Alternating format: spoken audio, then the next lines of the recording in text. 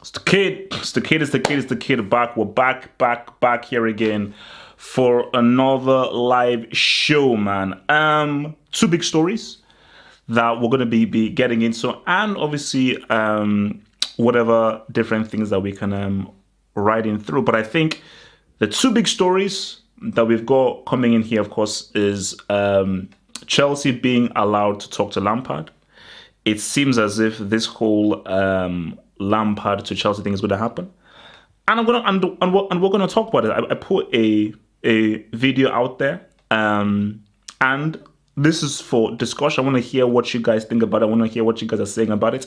I want to have a discussion about whether it is right for Lampard to join Chelsea when we know how Chelsea are about, and also apparently Neymar has agreed a 5-year deal to join Barcelona. That is as apparently the thing, and we're going to dissect that. We're going to unpack that, and I've got a vid dropping on there. So there's a vid addressing your boy name.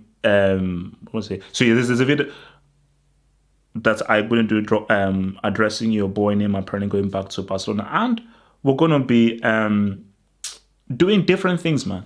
Different things, different stuff, and making things all cool, man. So before we really ride through and we really talk to, but remember, guys, in the link below, man, remember Half Up Source is out there. Half Up Source, that's my new YouTube channel. TV reviews, movie reviews, anime reviews, graphic novel reviews. Subscribe. I'm trying to get to 1,000 subs. So the link is below to the Half Up Source, which is where I'll be doing movie reviews, TV reviews, and all that kind of stuff. Just click subscribe, make it happen, and make the stuff happen. Hey, Arnold, thank you, bro. 17K. I just made it to 17 because it was on 16,999 when I began it. So I made it to 70,000. Yeah, well, I don't know whether you heard it, but when I was on Blue Lions, I did a roundtable chat with the Blue Lions, and Alex Goldberg was there. So he's definitely a massive presence on there. So let's unpack this now. So Derby County have now opened up the dialogue to allow Chelsea to begin talks with Frank Lampard, for Frank Lampard to take over Chelsea. People need to be smart when thinking about this. That's the key thing. People need to be smart. Lampard going into Chelsea, when we know how Chelsea are all about, are you sure that it's going to be a success? Let's deal with the reality, because some people are like, oh my gosh, Lampard is going to be because people are just focusing on Lampard was a great player, therefore he would make a great manager. That's all they are focusing on. The Pep Guardiola example is such a rare example. That is such a rare example. So rare of the Pep Guardiola thing coming in first season doing what he did. It's unprecedented. And people would say, and Pep Guardiola was a damn good player. But people would definitely say that as far as playing career goes, people would argue that Lampard was perhaps a better player than Pep Guardiola, even if Pep Guardiola was a damn good player. But the thing about it is that, let's look at the reality of this situation. Can we all agree that the Premier League is the most competitive league in the world? I think we can agree on that. Can we agree that Liverpool and Man City, they are much better than pretty much everyone else in the league? I think we can agree on that. Can we also accept the fact that Chelsea wouldn't be able to sign anyone for two transfer windows? That's also a fact. These are all facts. These are all facts, and this is a situation that Lampard is going to be going into. So how sure of a bet is it that Lampard, going into a situation like that, he's going to be able to be successful? How sure are we about that? That he going into a situation like that, he is going to be so successful with all of those things counting against him. So, thank you guys for the 17K. Thank you. Don't worry, we will address the delete. So my thing about it is that I mean, again, I'll throw it to the chat room. Do you believe that Lampard will be successful if he goes to Chelsea? Or do you think it is a right move for him to go to Chelsea right now? Because Lampard has been a manager for one season. He's been a manager for one season for 1 year. Is being manager of Derby County for one season enough experience to go into and try and be successful at Chelsea?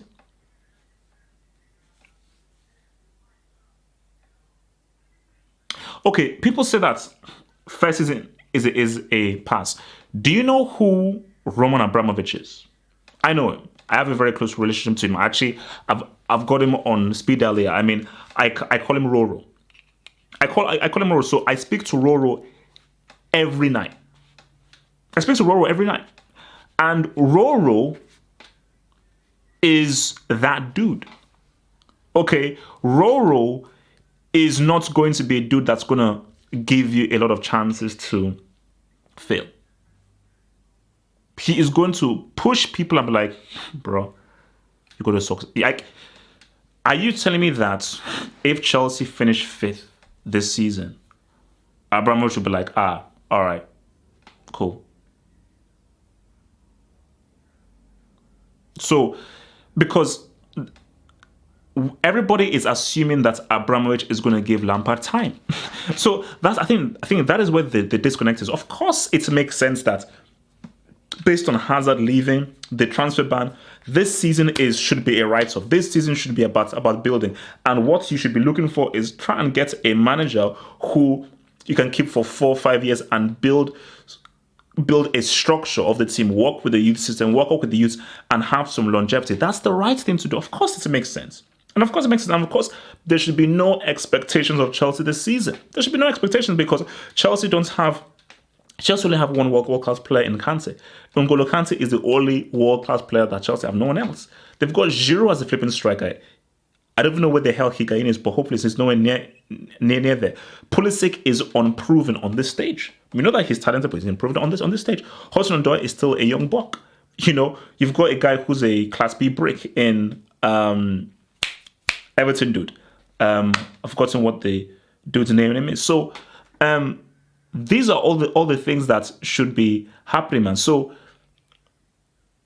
Chelsea, sorry, the players that are currently at Chelsea, you're going to have to do a lot of work there.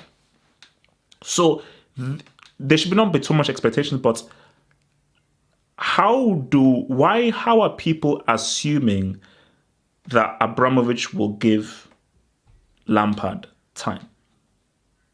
Why are people assuming that he's going to be able to entrust in Lampard and give him time? So, thank you, Ross Barkley. Ross Brickley, brother. Ross Brickley. Thank you, bro. So, how are you sure that he's going to give him time? Because I know what the right thing is. The right thing is Lampard needs to be given time if he's brought in that. Give him 5 years. Let him fail. You can only have true success if you have initial failure. You can only have true success if you have some initial failure first, because that's how you flipping grow as a flipping club and as a manager as well. But the key things, which is what people don't understand, is Roman Abramovich has shown a certain pattern of behavior for a long time. Has Abramovich ever shown that he is going to be able, that he's ever shown trust in someone to fail based on the process, based on longevity? Why did he allow Sarri to go? Sarri, again, you can talk about, okay, his system, he didn't pick these players, he was picking these players, he didn't pick Hudson-Odoi before. What is on Sarri's record? 3rd place, a Europa League title, a League Cup final appearance where they lost on penalties. That's an amazing season based on everything, where Chelsea only had 2 world-class players in Hazard and N'Golo Kante to finish 3rd. And with a trophy, a European trophy, I think that's an amazing season. So how do you then leave from there? Like, how do you then get sacked from there? That makes no sense. That makes no sense whatsoever. So people unless people can give me an assurance that Abramovich is going to show faith in Lampard, where Abramovich will be like, you know what, Lampard, this season is about building. Even if you win no trophies, even if you come fifth, I'm cool. Second season, let's even grow. Okay, let's try and go on. But I'm going to give you at least a 2-3 year grace period where it's about growth. What assurance can you give me that Abramovich is going to do that? Let me get super chats from Harry Truman. £2 super chats. Thank you, bro, for your £2 super chats. He says, heard reports has 2-year guarantee, also transfer ban. Oh, so you're saying that Lampard has a 2-year guarantee? Well, these are reports. If he does have a 2-year guarantee, okay, cool. Because, again, it makes sense. Whatever manager you're bringing in, based on the situation that Chelsea find themselves in with no Hazard and a transfer ban, you have to, you just have to be like, you know what, this is the grace period. It would be a great story if Lampard comes in and he does amazing. What if Lampard comes in, somehow, he wins the league with Chelsea, with a bunch of no-names, semi-finals of the Champions League, and he wins the FA Cup? Crazier things have happened. Crazy things have happened. What if that was to occur? Crazy things have happened. And I mean, if that was to happen, then you're like, you know what? That's big. That's big. That would be big if that was to happen. But what is the likelihood of that happening? So my real core thing is this. This is the wrong time for Lampard to be the manager of Chelsea. And you see, this is another annoying thing. People say, oh, no, this hiring it's about the fans. It's about getting the fans back on board. All that matters is winning. That's all that matters. In football, the only thing that matters in football is results. That's the only thing that matters in football is results. So the results are what makes fans happy. So if you're a Chelsea fan, would you be happy if Lampard is manager and your team is losing, or if Rafa Benitez is manager and your team is winning? Because someone made this suggestion on my YouTube video. Rafa Benitez, that's a smart move. That's a smart move. He's obviously been to Chelsea before. He's a much more experienced manager. He is by far a better manager than Lampard. He's earned his stripes. You've seen what he's done with Newcastle with less. And if he comes into Chelsea, he's going to have better talent. Even with the transfer ban, the talent he'll have at Chelsea will be far better than the talent he had with Newcastle. So Benitez, that makes perfect sense. That would make perfect sense to get a Rafa Benitez, like hiring. But this is the thing though. Why would Abramovich want to go for Lampard, knowing that he's inexperienced? Maybe he's going for Lampard because Abramovich is like, you know what? Maybe I should change. Because it doesn't make sense. So this is where I'm looking at it from a different side. Maybe if Abramovich is going for Lampard, where he's a very inexperienced, only 1 year as a manager, he's this club legend. Probably the only reason he'd go for Lampard is because Abramovich is saying, you know what, let me just go into a process. I based on where the team is at now and where we are financially with this transfer ban, let me just do a 2-year grace period. So maybe it is true that Abramovich is just going to have faith in Lampard, because why else would he go for Lampard? Because if Abramovich wants to win now, you go for an experienced manager.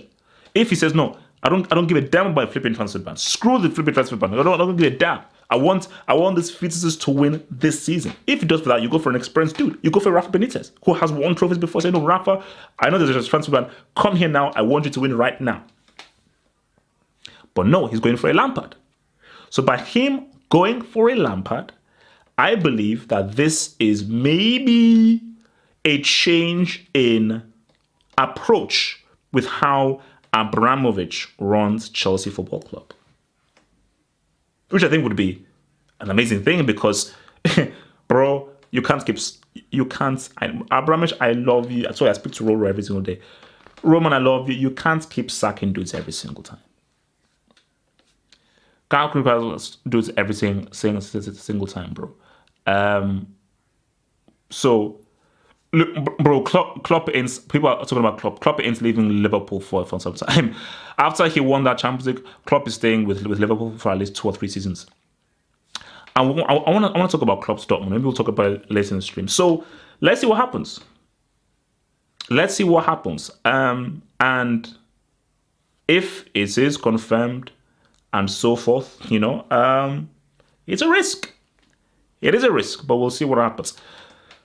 Now let's go to the other item on the list. So let's go to the item on the list. We've spent our time on Neymar. Easy. Don't put hate on Chelsea, man. We all care about Chelsea here. 5-year deal. Neymar back to Barca, a 5-year deal. Before we really go deep into that whole thing, now, is this just a straight transfer, or are we talking about a swap? That's what I'm talking about.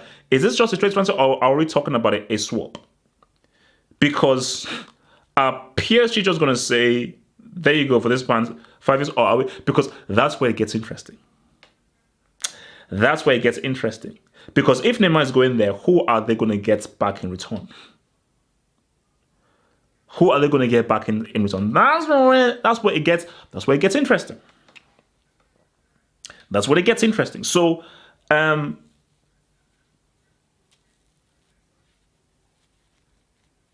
heard that the Us is part of the deal. I don't know how people is the Us part of the deal, because let me be real. If, let's say, Neymar goes to Barca, PSG get the Us, and you throw the Malcolm in there, so we now have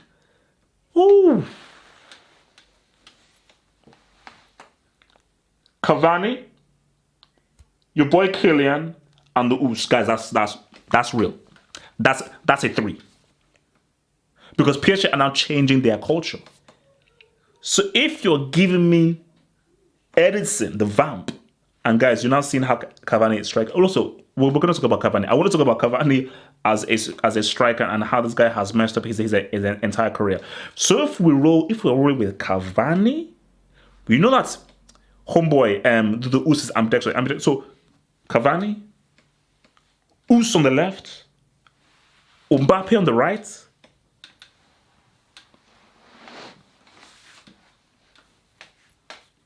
Guys, it's just that Tuchel is a brick. But let's talk Neymar.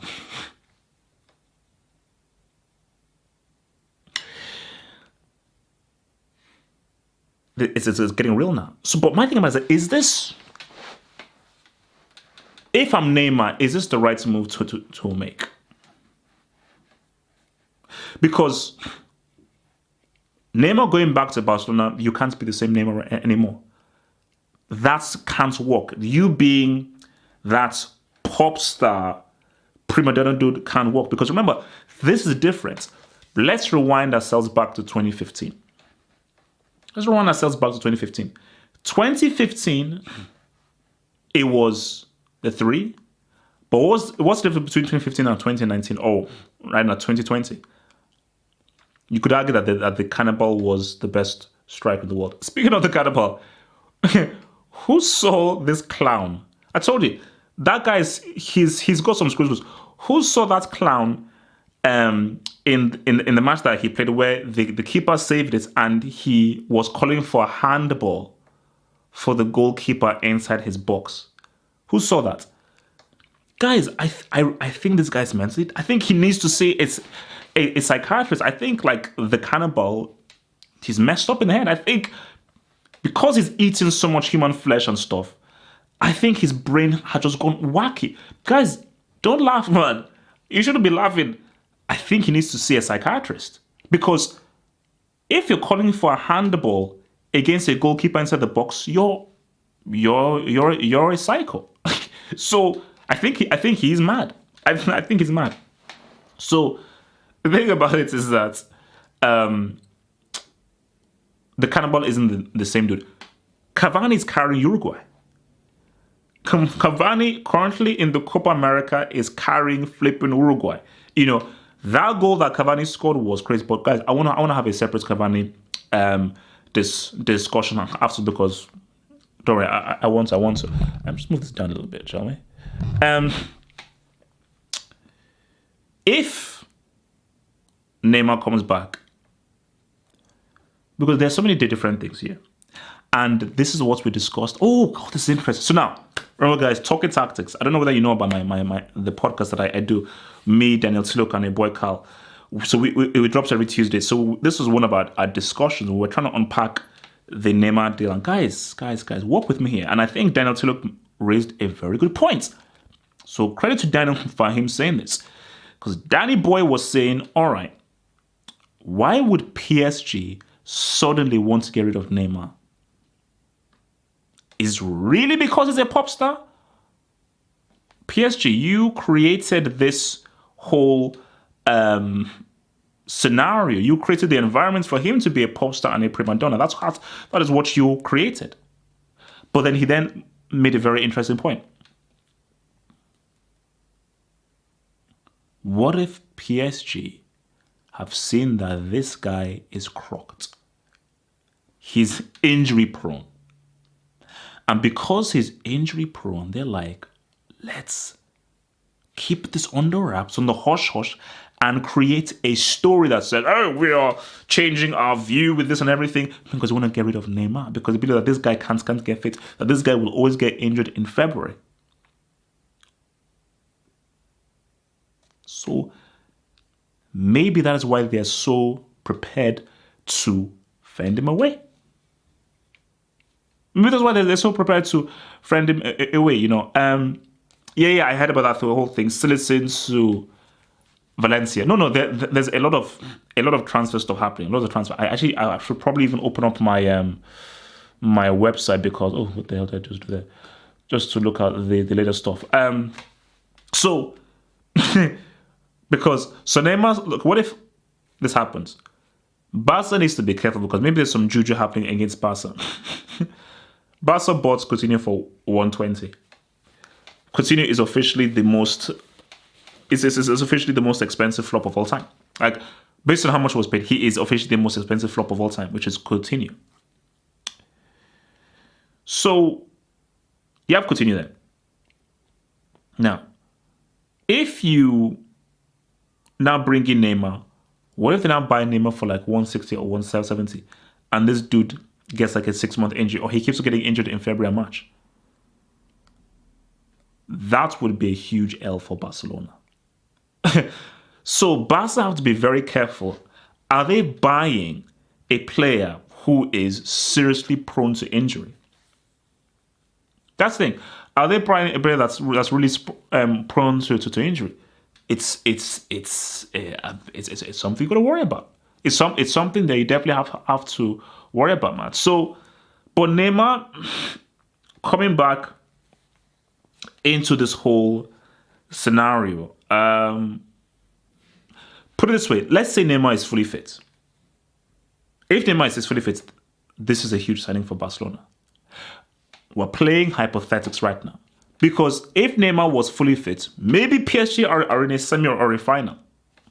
Because as much as I've insulted Neymar, as much as I think that he is faking his injuries, fact of the matter is that in the games that PSG have lost, that have come out, Neymar has not been on the pitch. He's been injured.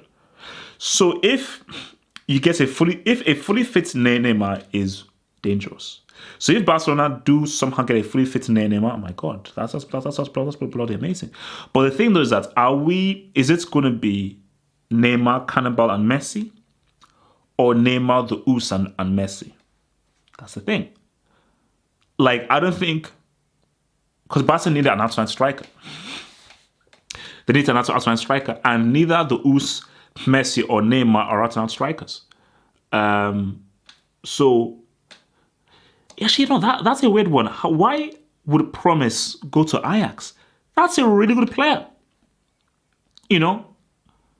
I mean, am I wrong in saying that Promise is a because I know from Sevilla, I know, but isn't Sevilla to Ajax, isn't that a step down? So I don't know about that. That's a step down. Oh, okay, but okay, guys. If Neymar, Griezmann, Messi, where's the striker? You need an Arsenal striker because trust me, Neymar, Griezmann, and Messi will walk against Huesca and Granada. Shout out to Granada. They are coming back into La Liga to get reincarnated yet again. So Messi, Griezmann, and Neymar can walk against Granada and Elche. That's not working against Liverpool. It's not working against Bayern Munich. It's not working against Juventus. You need a striker, a bona fide striker. So,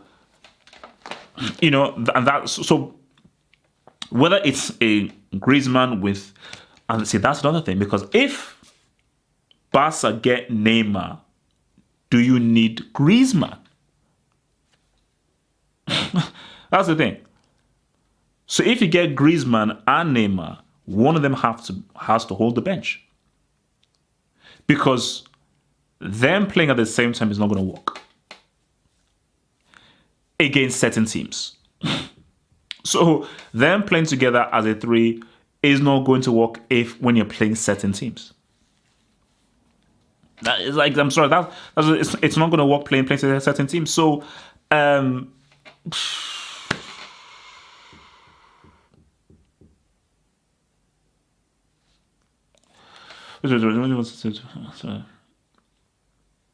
bro, Messi is not leaving. Like Messi is staying at Barcelona. Messi is going to retire at Barcelona.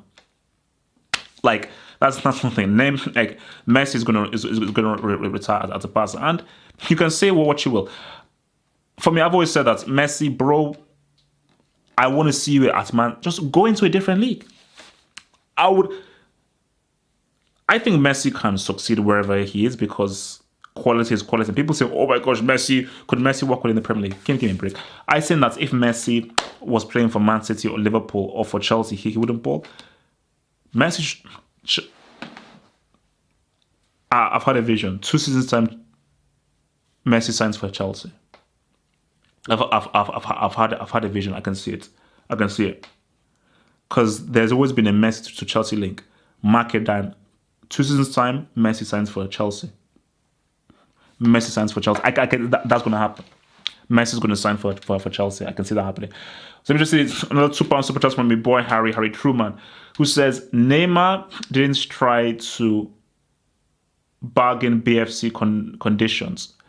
What do you mean by BFC conditions? Oh, do you mean the conditions of where he? Bro, guys, remember.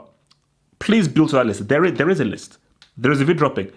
Neymar has to do certain things if he's going back to Barcelona. That's a fact. He has to do certain things to do with Barcelona. So he has to agree to those conditions. Wait. Who? Messi is going to sign for Chelsea. That's a fact. I've seen it. That's already okay. I'll let you in on a secret. I spoke to Roman this morning. Guys, keep this secret. Don't tweet this out. Don't put this out there. Please. So I spoke to Roman Abramovich. I shouldn't actually be saying this. But fair enough. So I spoke to Roman. I said to Roman, look, Roman, man. Look, man. Zad is gone. Pulisic is from the road. And Roman was like, yeah. No, I'm working on something. I was like, Roman, what are you working on? Roman just said, I'm working on something. I was like, come on, Roman, I'm your guy. What up, baby? And Roman, he said to me that, HH, I'm gonna get him. And I was like, who? I was like, Roman, who? Roman said that I'm gonna get him. That he said that he doesn't want to return back to Argentina and he's sick and tired of Barcelona. And he told me that he was so pissed off with how things happen against Liverpool. And so pissed off with how Barca is running that he's going to give them a few more years. And once our transfer ban is over, he's going to sign for us. And I was like, Roman, wait. I was like, Roman, what are you on about? And Roman says that I'm going to get Lionel. I threw the phone out the window. Then after I threw the phone out the window, I then screamed. Then I went down, I picked up the phone and I said, Roman. So I said this, I said, Romy. Romy.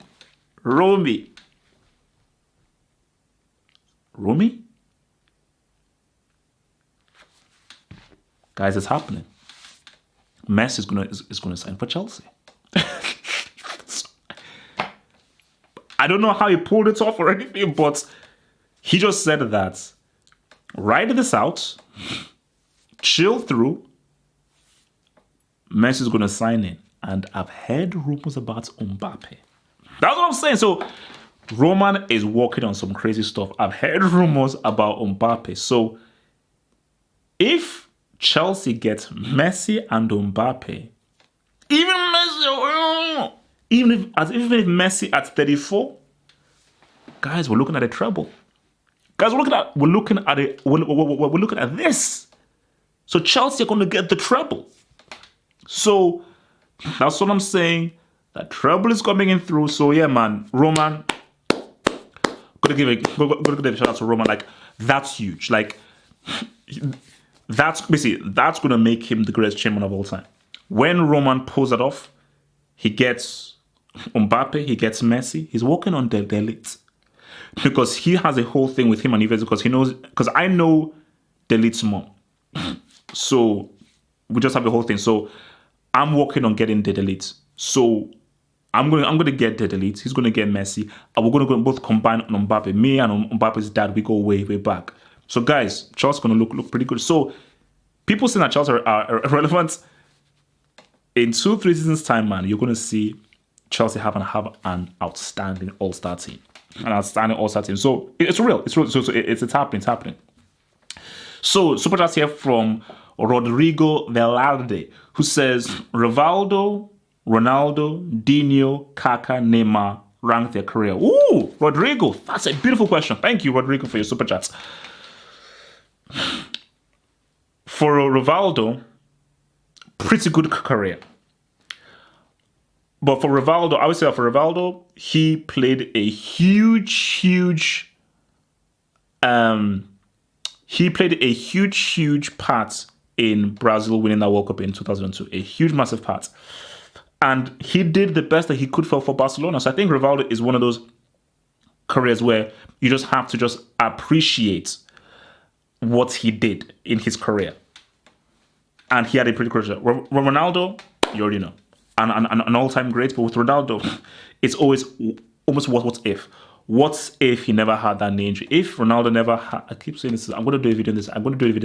If Ronaldo never had the knee injury, he would undoubtedly be the greatest player of all time. Okay, when no one says, if Ronaldo never had that knee injury, he would be 100% the greatest football player of all time. That is a fact. That is non-negotiable. You cannot. Dino, the entertainer, 100%. But the thing with Dino is this: the only blemish on Dino's career, 2006. That should have been your World Cup. I know he wanted it in 2002. 2006, you were in your prime. You were the best player in the world. You had probably the most stacked Brazil team. You should have won that World Cup in 2006. Kaká, overrated. Great career for AC Milan.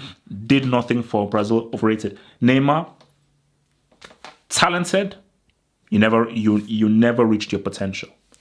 You never fully realized your talents with the achievements. So, very super chats from, and I think this is Lion Tamer, Vincent Verhi, super chats. Willian number 10, Pulisic and Cho out wide. No, I agree with Pulisic and Cho out wide. Willian can't be the number 10. Chelsea have to go out and find a number 10. Or you have Loftus-Cheek, who is the guy coming through, but Loftus-Cheek is fully injured. Willian, as you saw in that goal that he scored, has to play. So you see this way it gets difficult. Willian has to play wide left. You saw how well he did with that goal that he scored, where he plays wide left, cuts in on his right, and he cannot utilize his right. So you have to have a rotation policy. So a rotation policy of where you have Cho and Willian, and if Cho isn't playing, because remember Pulisic plays right wing, So you play Pulisic on the right, Willian on the left. Chelsea have to try and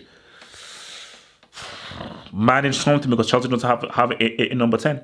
They don't have a number 10. So this is where true management has to come in through. They don't have a number 10. But yeah, I'm not sure whether Willian as a number 10 works because Willian's playing style is much more of a wing player rather than a central player. That's what I think it is. But guys, look, Neymar, sad. Sad. Like, Neymar was supposed to be the number 1 player.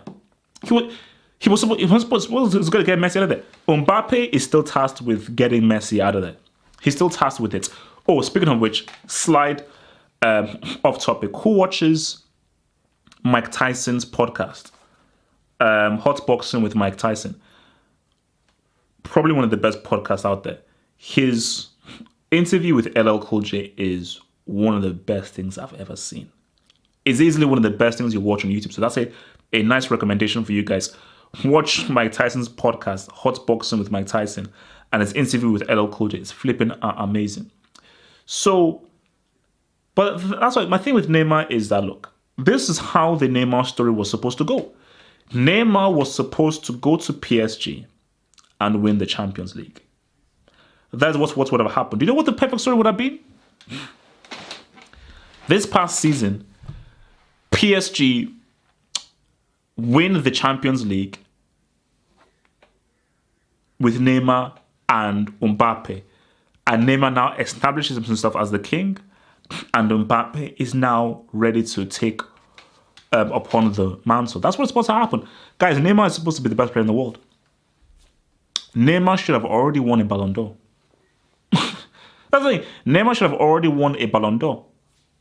So, because if, let's say, Neymar sort of retires and you never really win the Champions League on your own and you win nothing for Brazil, I'm sorry, you can't be mentioned in the same breath as these dudes. Because as Roy Rodrigo says,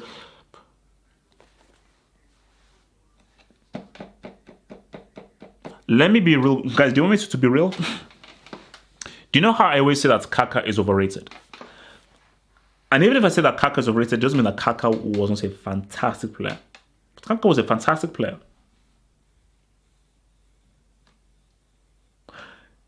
Yes, Kaka had Shevchenko at AC Milan. I get that. But that was Kaka's team. That was Kaka's team. That AC Milan team, Kaka was the star. Serie A titles when Serie A was competitive. And the Champions League is in 2007. Should have been in 2005. Like, how Milan didn't win that 2005 Champions League, for me, is something that's we may never find out the answer to that, how they never won that CL. I don't think Neymar has achieved what Kaka has achieved. That 2015 Champions League is shared. Neymar played a big role in the 2015 Champions League. But guys, let's be honest, did Neymar win Barcelona that 2015 Champions League?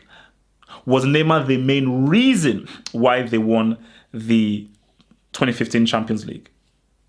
He was a big part. He was not the main reason. That was about the front three. That was completely solely about the front three. Kaka was one of the main reasons they won the 2007 Champions League. Kaka was the quintessential superstar of that team. The team was built around it. The team wasn't built around Neymar in 2015. He was a huge dude, but the team was built around Messi. The team was built around Messi. So, I would argue that Kaka, because Neymar's career isn't finished yet. Neymar's career is not finished yet, but up until now, Kaka has had a better career than Neymar. That's what I'd argue. But guys, I am being real. Chelsea are getting Messi, Mbappe, and Delete. I spoke to Roma, and fine. If you don't believe me, I will tweet it out. I will tweet it out because Roman wants to win everything. Because Roman said to me, "You know what? I'm sick and tired of these millennials," and he used the word millennials. He said, "I'm sick and tired of these millennials pissing me off,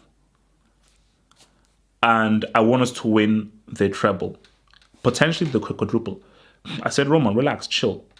You know, your time will come. But Roman said, shut up. I want us to win the flipping quadruple. That's what he said. So I said, look, Roman, chill, man. You stop insane, man. What's up, baby? He said, no, I want to win I want to win those 4 flipping trophies. So yeah, I am dropping a vid. You will see it very soon. I am dropping a vid. Because if Neymar goes back to Barcelona, Neymar, you're no longer the same man. You are no longer the same dude. Sorry, someone else is coming. It's so nice. You are no longer the same flipping dude. Everything's changed now. The game's changed. So Neymar can't look Messi in the face when he goes. You can't. You can't, because you've returned. How do you left Barcelona by saying, Neymar, I'm too good for you guys. I'm the superstar. I'm bigger than you guys. And you're not coming back, and you think for 1 second you can go back and start shaking your waist?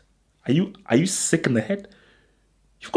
You can't look Messi in the face. When Messi says jump, you've got to say how high. When Messi says jump, you've got to say how high. You know? The only thing that this is the only way that this will work for Neymar. If Neymar goes to Barcelona and he beats up Messi, and he says to Messi that, screw you, you're a loser, you've got no trophies internationally, and I'm look, and I'm gonna lead this team. If Neymar leads Barcelona single-handedly without the help of Messi to a CL, then the narrative changes. The narrative changes. You know, because Neymar wanted to be the next king of Barcelona, but he couldn't do that because Messi was still there. That's what he wanted, you know. It's not rocket science. He wanted to be the next king of Barcelona, but with Dude being there, that was not going to work. Okay, let me ask you guys this. So last 20 minutes of the show, where do you rank Cavani? Tier 3, tier 2, upper tier 2, tier 1. Where do you rank Edinson Cavani? I'm intrigued. Where do you rank Edinson Cavani in 2019 as of right now? You know, because I can't rate you for scoring G's in Uber Eats League On. I can't do that. I can't rate you for scoring goals in Uber Eats League On. You have to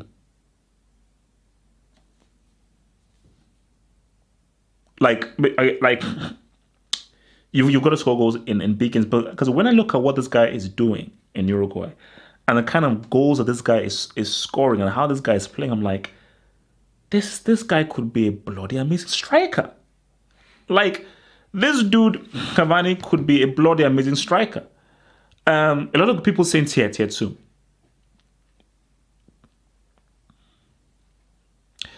I would agree with that. I would agree with that, because you can't be upper tier 2 and all you can give me are G's in Uber Eats League On. If you ball like crazy in Uber Eats League On, all right. You see, Mbappe is upper tier 2 because he's the prodigy. That's the only reason why Mbappe is upper tier 2. Verratti is upper tier 2 because Verratti is the most talented central midfielder in the world. That's a fact. So I don't know whether you guys have known, but I keep on saying this, but let me repeat myself. Marco Verratti is the most talented central midfielder in the world. If you watch this guy's game, this guy's ability on the ball is insane. That is non-negotiable. I don't care about Modric. I don't care about Pogba. I don't give a damn about what's it called, Henderson. I don't care about these guys are relevant. The most naturally gifted central midfielder in the world right now is Marco Verratti, but he plays in flipping PSG. But even if he plays in PSG and Uber Eats League on, that dude is still upper tier 2. Minimum upper tier 2. There's no way he can go for. He's minimum upper tier 2 because he's that flipping good. Okay, Verratti is insane. And all I beg of Verratti is, bro, please leave PSG. That's what I ask. Leave PSG. Because it's not good for you. Like, leave PSG. Just I mean, why? Just leave PSG. Okay, so let's talk about Delete. So as we all know, I'm gonna be bringing Delete to Chelsea in 2 seasons time. So the idea is that Delete is gonna gain some experience with, I suppose, Juventus or whoever, and Delete is gonna be coming to Chelsea in 2-3 seasons time after I close the deal. Bro, don't do that. Verratti is easily better than Arthur. Arthur is good. Arthur is tier 3, tier 2. I would say Arthur is tier 3. Maybe pushing tier 2. Maybe he's pushing tier 2. Arthur is not in Verratti's class. Okay? He's not in Verratti's class. Guys, De Jong has only just... See, people, stop being hype beasts. Stop being hype beasts. So he's only just come to the... So, Delete. What is this? Are we overrating Delete? Let's talk. And put out there. Are we getting a bit overexcited about the Delete? He's 19, has had one great season in the Champions League. Okay, he's had one great season in the Champions League. Are we overrating Delete? You know, like, granted, for a dude who is allegedly 19 years of age to be that skilled and that good, that's impressive. I'm not going to lie. It is extremely impressive for a kid of that age to be that composed and that assured at this age. Maybe it was Rio Ferdinand, but I cannot remember the last time a defender this young played with such maturity. Hence why he may be lying about his age. I mean, his face looks like he's 16, but the way he plays seems like if he's 31 or 30, 32. So which is why people are like, my God, if a defender is like this at this age, he can only improve. He can only improve and he can only get better. So, but my thing about it is that let's us just, because, bro, Delete, you were in defense and you allowed Lucas Moura, who has a hair transplant, to score 3 Gs. Okay, you allowed a guy who is losing his hair to score a hat trick in 1/2. Bro, that's dodgy. That's dodgy. So, for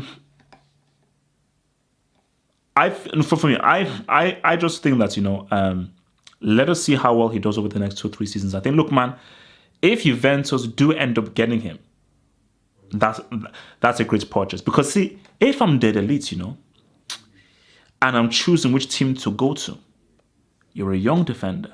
You're really great right now, but you still need to improve. So no offense to Barca, no offense to Bayern Munich, no offense to Man United, no offense to PSG. If there's a place you improve to be a defender, it is Juventus. But Sarri is not really a defensive mastermind. But maybe the way that Sarri plays, that's very expansive, wanting his guys to bring the ball up forward, I think maybe Delete is the kind of defender that Juventus need and will actually fit their system properly well. I mean that's what I honestly believe, man. But Barcelona guys, I mean, look. Let me even do a quick rundown of all the clubs now, like last 10 minutes. For where Man City are concerned, Champions League or bust. Man City have to win the Champions League next season. If they don't, it's a failure. Even if they win every single domestic trophy, if they don't win the Champions League, they are screwed. So, and for me, there is no player they need to win the Champions League. It's all down to Pep. It's Pep's coaching. Hence why I say it's Pep that's not that great.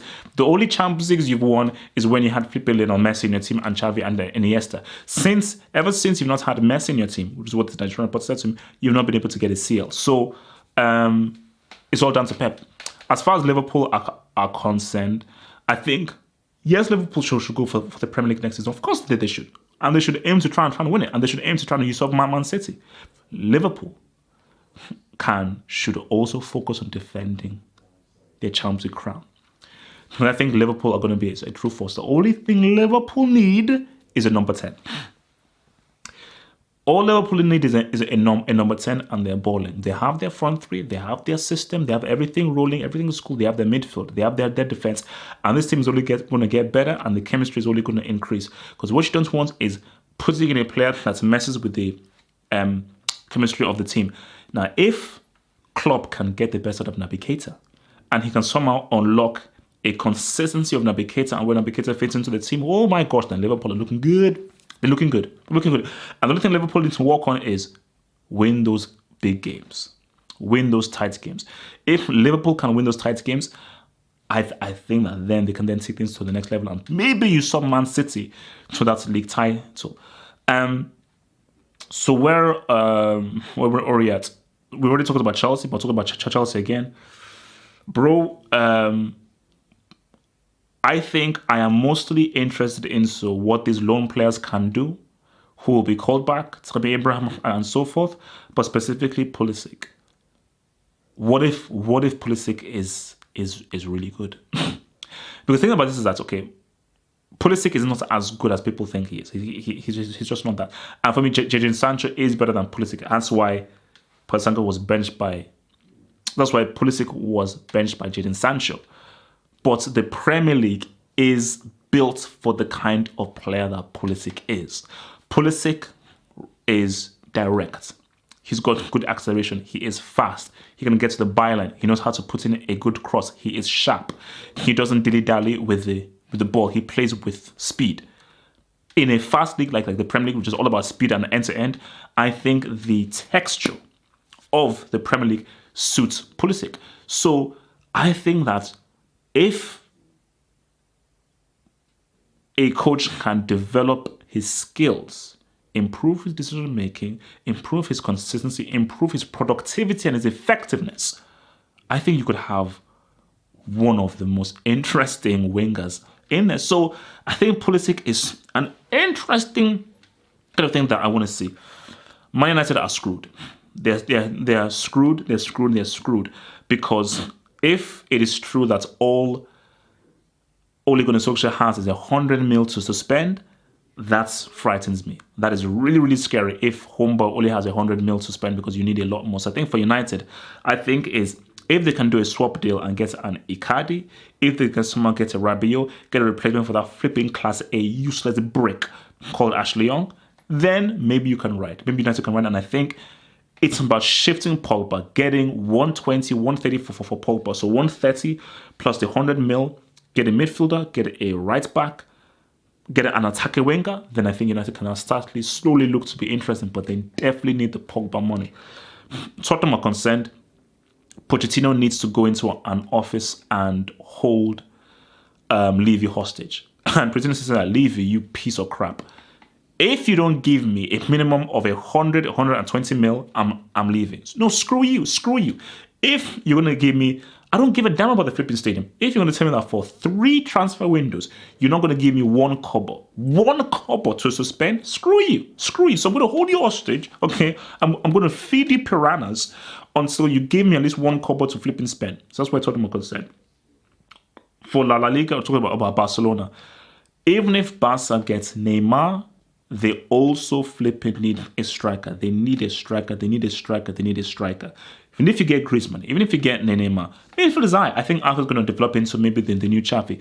The key player that Barcelona need is a good quality striker that fits their style of play. Barca created chances. That's not the issue. Messi will give you chances. He'll give you that creativity. But when he gave it to Coutinho and the Cannonball, they flopped. So if they can get a good finisher, then they can ride. For where Real are concerned, get Pogba. Get Pogba, then Real are now looking good. Because you got Zad. We know about Jovic. They need another dimension. Mbappe would be interesting. If they could somehow get an Mbappe, Mbappe, Zad, and Jovic, or even Benzema, or even your boy Zad, your boy Mbappe, maybe roll with Asensio or something, that you have like a two of Jovic and Benzema. But yeah, I think they should definitely get Labil for sure. I think Labil in that midfield to help complement Drich and your boy Toni Kroos, quality. Atletico Madrid, is it a risk? João Felix, that's a risk. And I fear for Atletico Madrid. No Godin, no Griezmann. Yeah, they've still got Jimenez and so forth. I truly fear for them, and I think that getting only João Felix, I think I'm a bit worried. I think Atletico need a lot more dudes than just the guys that have them. But what if João Felix is the next big thing? What if he's the next figure? What if he's the next Cristiano? We never know. Because then that is maybe the kind of money that has been spent well. I totally forgot about Arsenal. Okay, let's talk Arsenal. For Arsenal, tough season. Disappointing season. But I think for Arsenal, play will be as a number 10. You need to get a replacement for Xhaka. They need a new central midfielder general. Xhaka isn't it.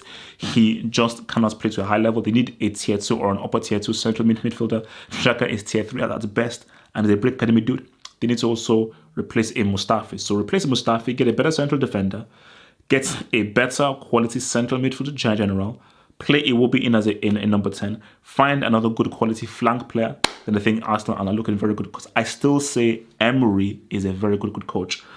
For Bayern Munich, Leroy Sané. Gnabry is a good prospect. Common ain't it? They need to get Sané. That has to be priority numero uno. They have to do everything they can. Bayern could sometimes break the bank. Get Leroy Sané. Get a replacement for get a replacement for Lewandowski. Lewandowski is on the decline. Don't listen to any of the Hazard or thingy hype. Lewandowski is on the decline. And Lewandowski himself even said that, I think that it is right for us to get a backup striker. Because even he knows that, for us to ride, we need a backup to my dude. Dortmund are looking pretty good. The only thing that worries me with Dortmund is the players are there. And those are 3 great signings. Hummels, Julian Brandt, and Hazard, great signings. It's that flipping dude, it's the manager, man. If the coach is the reason why they didn't win the league, he made some dumb tactical decisions. So if he improves as a manager, he improves the defense, and he better tactically prepares for games, because you can't attack all the time, then I think Dortmund have a great chance of winning the Bundesliga finally. For where Juventus are concerned, man, if they can get a Delete, that'd be huge. They have to get Pogba. I think Pogba is that thing. If they can sign, seal, deliver Pogba, I think Juve are now looking interested, because for me, a Pogba and a Cristiano partnership and them linking together, I think would be insane. I think that would be insane, because Pogba now creating for Cristiano, because who do they have? Nobody really has the kind of dynamism or explosiveness or expansiveness of a Pogba. So Pogba combining and producing balls for a Cristiano, I think, would be a great recipe, especially if you are now under the Sarri system. I think that would look pretty cool. Napoli, got to keep a hold of Koulibaly. Got to keep a hold of him. I've heard it's a 150 mil thing. He is a crucial piece for Napoli. And if Napoli sign James Rodriguez, that makes Napoli look really good. You still have Mertens there. You still have Milik there as the striker. If you can just secure the services, of your boy James Rodriguez, and you now have a truly bona fide number 10 in the team, which Napoli don't have. They don't have a number 10. They could get that in there. I think Napoli will start to now look, they'll look pretty interesting, but I still think they may need a few more bodies, maybe another attacking winger to complement Mertens to really get that consistency. Inter Milan.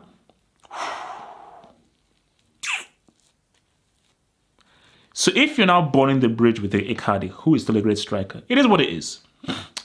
You're burning the bridge with Icardi. Icardi is a loser. You think he's a prick. Blah blah blah blah. Okay, fair enough.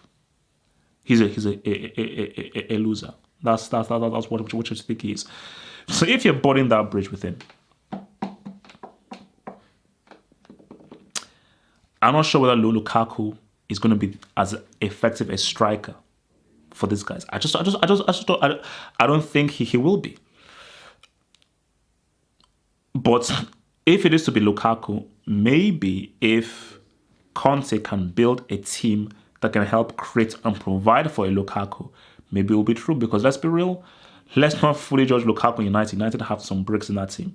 So if you still have Perisic there, is Lautaro Martinez in Inter Milan? I'm not sure. I think he's the guy from Inter Milan. I think they say Lausanne as well.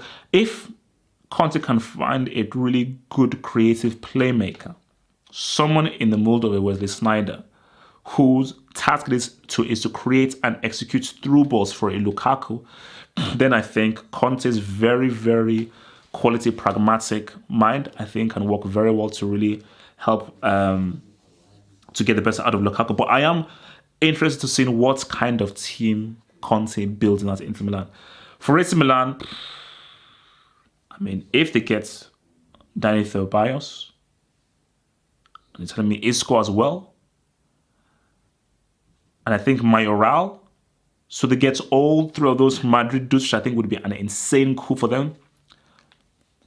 I think it's still not enough to challenge Juventus, but that is definitely movement in the right direction. Milan need personnel. Let's not beat down Gattuso too much. I just think that they definitely need personnel and extra guys to really do well, because the quality in there. Piatek is quality. Paqueta is quality. They need more quality in midfield, more quality on the flanks as well and around, because I think in the last third they were missing creative ideas in that final third. And as far as PSG goes, bro, sack Tuchel, hire Mourinho. Guys, it's been swell. It's been good. I will see you guys tomorrow yet again for another live show. Peace out, stay true, and stay real. Let's be real.